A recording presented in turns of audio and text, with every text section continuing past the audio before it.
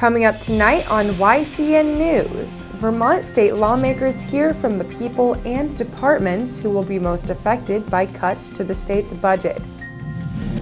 A southern Vermont village may gain a new cell tower. And a New Jersey man wanted in connection with a Springfield, Vermont shooting fails to appear in court as scheduled. For more news, weather, and sports, it's time for YCN. Your local view. Now, your daily digest of the Dartmouth Lake Sunapee region, southern Vermont, and Windsor County. News, sports, weather, and all that is happening in our area. The news on YCN, your local view. Good evening, and welcome to this Wednesday edition of YCN News. I'm Rose Spillman. Flash flood warnings are in force for the region as heavy rains continue to pelt the area. Motorists are asked to be alert for river or creek water levels rising. In Vermont, the online Vermont 511 website shows roadways of concern. Check your travel destination before heading out. In New Hampshire, road closure updates and projects can be tracked at nh.gov/DOT.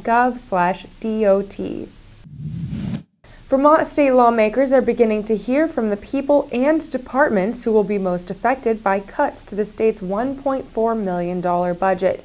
Governor Peter Shumlin last month announced the need to cut $31 million from the already approved state budget, or about 2% of the total.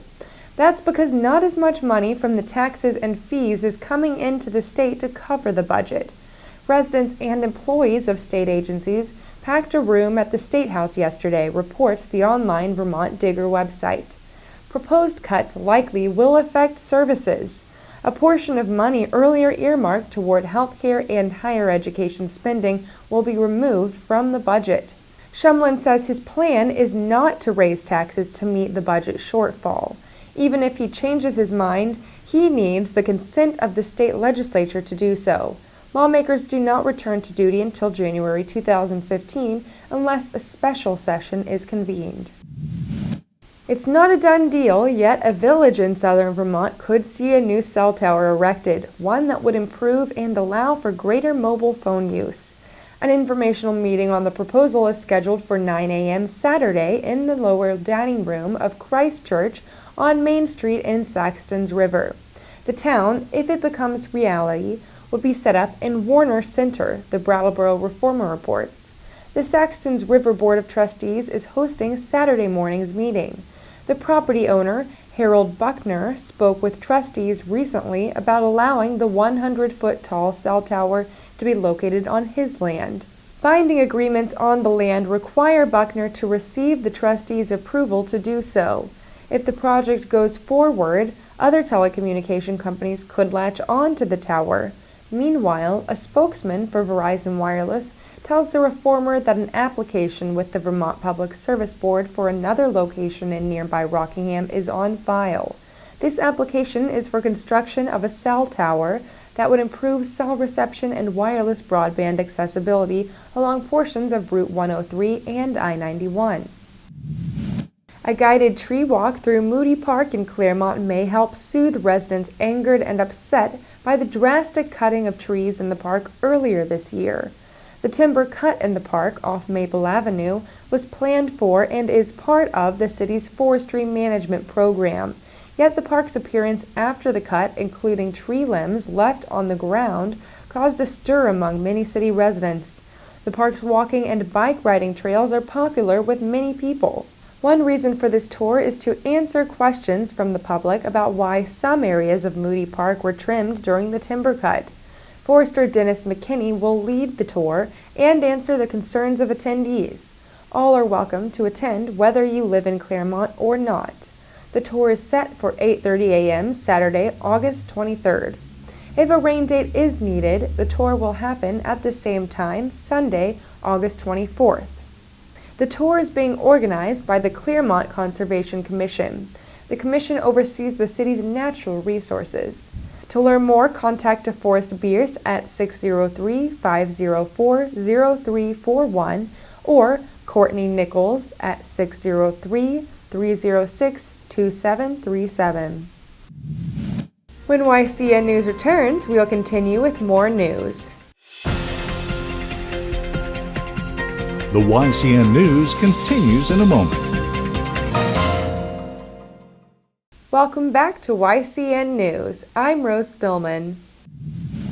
Turning to police news, a 55-year-old Vermont man is charged by state police with first-degree aggravated domestic assault. Mark Mason Prevost of Paulette was taken into custody yesterday night around 9:30 p.m. Troopers went to a home on Vermont Route 153 in Paulette for a reported family fight. Police learned Prevost allegedly assaulted a family member and that he allegedly threatened the same family member with a deadly weapon. Prevost was scheduled to be arraigned on the charges today in Vermont Superior Court in Rutland. He was held last night on $20,000 cash bail. A New Jersey man wanted in connection with a Springfield, Vermont shooting earlier this summer failed to appear in court as scheduled. A warrant has been issued for his arrest, the Valley News reports. Today, just one day shy of his 20th birthday, Joseph Atkinson of Union City, New Jersey was shot during the June 11th afternoon shooting in Springfield. The shooting happened before 5 p.m. on Summer Street. Police ordered a lockdown for public safety. Atkinson was to be arraigned yesterday in Windsor Superior Court in White River Junction on alleged drug possession charges. Atkinson, police say, allegedly possessed heroin and cocaine when he was shot. The wound required his treatment at a rehab hospital in New Jersey. Vermont court officials say Atkinson should have filed a motion to continue the arraignment rather than just not show up for medical reasons. Atkinson's ties to Vermont are few. Police allegedly found the drugs in Atkinson's clothes when they went to Dartmouth-Hitchcock Medical Center in Lebanon to retrieve them. This case involves 4 other men, including a 16-year-old from Chester, Vermont, and an 18-year-old from Springfield, Vermont. The gun that was used to shoot Atkinson belongs to the stepfather of the Springfield teenager, say police.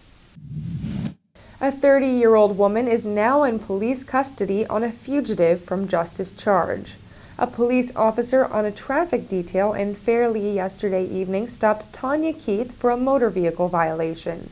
During the check, the officer learned Keith has an outstanding arrest warrant issued by Texas law enforcement.